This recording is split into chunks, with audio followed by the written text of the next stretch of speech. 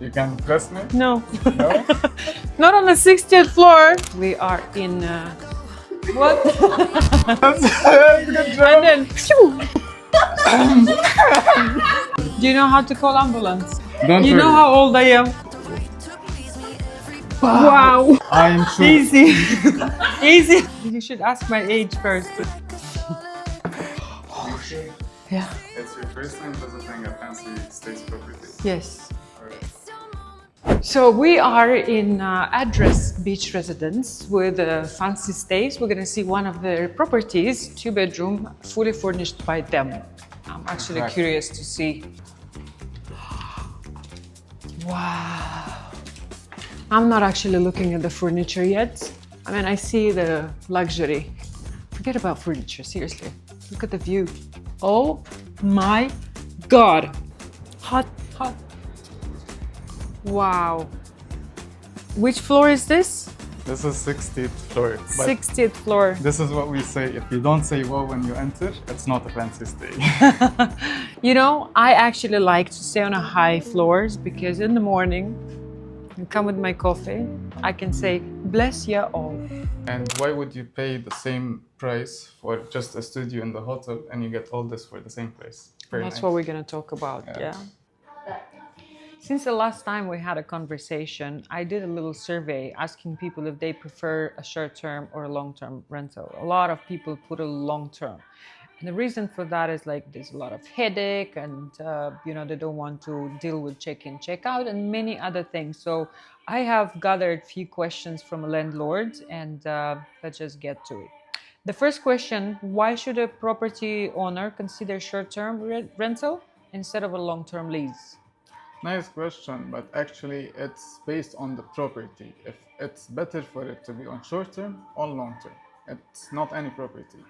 The properties that are in tourist prime locations, they are the most ones that is suitable for short term because the demand on it is high and it's based on tourism. The other areas like JVC or Jan, they are prime locations, but it's local demand. And that one preferably to be a long-term tenant. So when we're talking about luxury staying, the competition is way less than, Of course, of course. and not every area would be suitable. Yeah, that's right. Okay. Can owners really earn more with short-term rental? When is that not the case? Definitely, short-term rental will increase your income, especially when it's in the season. So it's basically connected with the hotel demand. Once the demand increase on Christmas, New Year, etc., rentals, for example, this was rented in New Year for 5 nights for 50,000 dirhams. 5 nights. Yes. Okay. And even in downtown, we had another unit facing Burj Khalifa, 35,000 dirham, 28,000 dirham for 3 to 4 nights. That number it's equivalent to an average of a month and a half to 2. So then when the low season comes, and that's where I come, like low season, nobody comes. Yeah, that's fine. It's just an operation cost why we make this much money. And it covers this loss. It's actually not a loss, more of maintaining a break-even point, just to cover expense. And the profit starts during the whole cycle. From September till May, June, it starts going down back to the low season. Okay. What are the biggest advantages and disadvantages of short-term rentals compared to annual leases? Amazing question. So I will ask a question. If long-term and short-term deliver the same net profit, which one is better? Short-term. Why? Flexibility. You can sell it anytime. You can use it as well. You have the complete freedom to do what you want on it. The maximum thing you have to do is a 3-month notice. And that's it.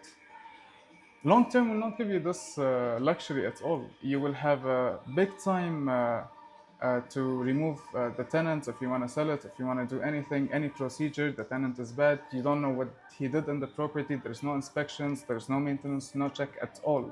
In addition to that, I would say if you sign a long-term contract in the summer, you are stuck with the summer prices. And after 1 year, when you are to renew the contract, you will be still stuck with the same numbers as with a short-term rental. It's fluctuating same way as a hotel. Season, low season, high season, so on. Right? For this point, yeah. So for example, if today the short-term rental is getting 200 to 250 for this unit, let's say. Next year, or whenever the market recovers, we will immediately have the dynamic pricing to maximize the revenue. The long-term contracts will not have this flexibility and they will be stuck. Not only this year, they will be stuck until the tenant wants to leave. And also, important note, they cannot make the tenant leave to increase the rent. It's illegal. So he is not protected. Short-term, especially now, you are completely protected and you don't have a commitment. Okay. So, see, another thing is that many owners worry about damage of their property. And how do you protect them from that risk? So if it's renovated by us, it's built to be protected or reduced risk by 80%. And whatever is guest-related damage, it's covered by us. Whatever is non-related guest damage, it's by the owner. For example, the water heater stopped working, just like the long term, Yeah. no difference. No, you told me about this sofa. I Yeah. mean, it's quite light, and imagine if they're family with kids coming in. Perfect. So this sofa is a lifesaver for Airbnbs. Maybe personally I don't see it well, but it's amazing for the business. Any stain, I can immediately remove this and change it. I don't need to wash it, I don't need to wait, and I don't need to block the day. It keeps moving. Check out the next check-in immediately. This sofa helps us to manage the properties like that. Plus, it has a sofa bed. So it also increases the occupancy by 2 people, or especially for families with kids. Kids will love the sofa and the TV all night. Yeah. So a lot of people also worries that there's a lot of headache with check-in and check-out, and this is something that you guys take care of completely, maintenance and other stuff. Trust me, Alicia, you don't need Panadol for your owners if they put their property with us. Okay. We sell peace of mind. Okay, then what happens? Very important question. What happens if the property is vacant? Is there any guaranteed income or occupancy strategy? So our income is connected to their income. We will not make money if they didn't. We take a percentage fee. It's a loss on what? If nobody came. But during our data, even with this current condition, we have never reached to a point where there was a property empty for a month. Maybe maximum it was for a 2 weeks gap, and that's it. And it will also recover the gap based on the high season prices. It's a normal operation of short-term rental apartment or mid-term rental apartment. That's it. Yeah, what happened to my properties that I've been dealing with for a couple of years when the situation happened on a short term, like a daily and weekly thing goes, somewhere else, we just shifted to a monthly. Yeah. And that was completely a perfect shift because we didn't stay empty for a month. So what happened is the market is not based on tourists anymore. It was based on locals. So what we did, it was an honest marketing. Like, guys, you are paying what you are paying in JVC, Arjan, etc., 7 to 12K a month.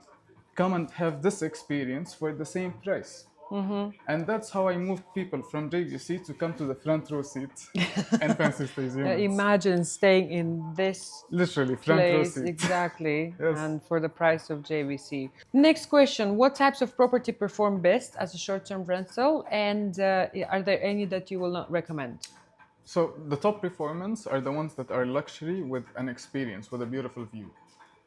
Lower than that is the ones that are in tourist prime location because they have everything around it and not everybody cares about the view. They will be budget-friendly travelers.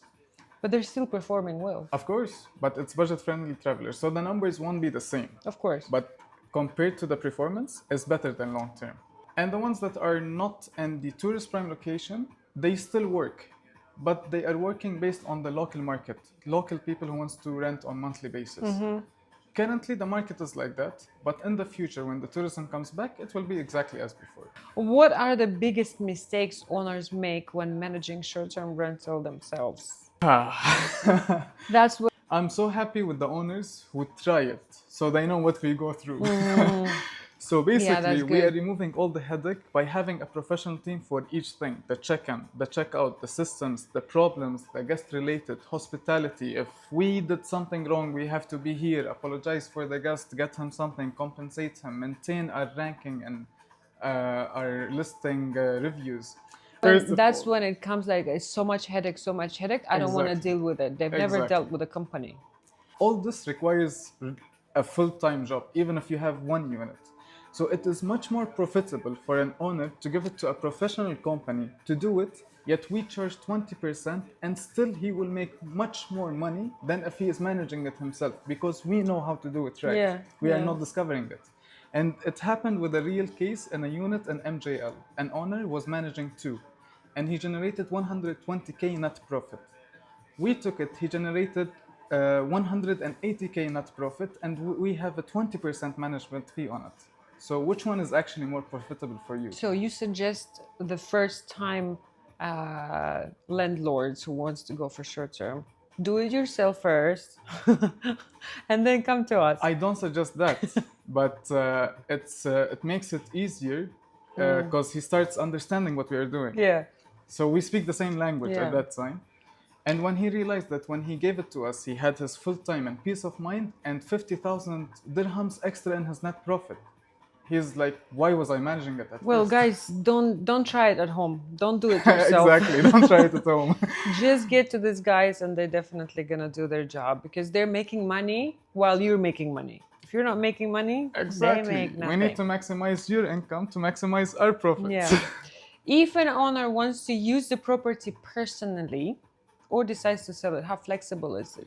Well, we have a personal use of 30 calendar day per year, and we preferably say not in the high season to maintain your revenue. If you take it in the high season, it will be hard for us to maintain the target numbers. That's it. And for selling, we just need a 3 month notice. And for viewing, he has an owner portal, and he can just book the days that it will be for viewings. Well, I always say to people, like, if you have a luxury property that is rented for tourists or whatever it is, and if you come to Dubai and you want to, why would you stay in your own property when your property can actually pay for you to stay anywhere else you want? Exactly. So then you have a different experience every time you Exactly. come to Dubai because there's so many, luxury Basically, your places to see. property is a money printing machine for you to go and live and experience everything you want. Exactly. Yeah. Okay. Last but not least, there's so many companies at the moment doing same what you guys do, and why would the landlord or the owner would trust you guys? That's a very, very nice question. Actually, it was a challenge for me before, not now. And the owner of this unit, Mr. Lucas, he asked me the same thing almost. I told him, yeah, there is 2,500 other companies who... 2,500. Yes. You're kidding. Yeah. No, I'm not. This is the data. Holiday homes registered in Dubai are 2,500 plus on that time. So maybe not more now. So I'm like, when I opened, I saw the problems they are doing. And the purpose of why I opened Fancy Stays is to fix all the problems that the clients are facing with them. Or else I didn't have a purpose to open this company.